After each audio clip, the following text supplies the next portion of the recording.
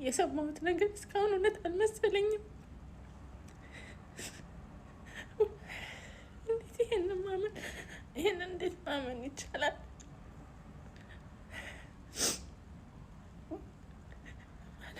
እዛ ጋር መገኘት አለመቻሌ ራሱ በጣም ናመመኝ።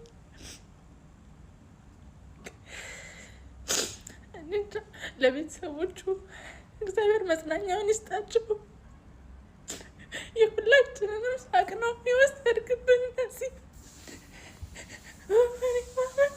ማመን ነው ማለት ነው። ያንተን መቀበል አልችልም ወንድሜ። እዛ ጋር አለመሆኔ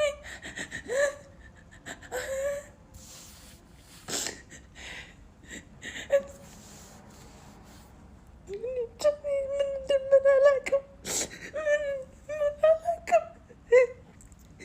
ያንተስ ያማል፣ ያንተስ ያማል።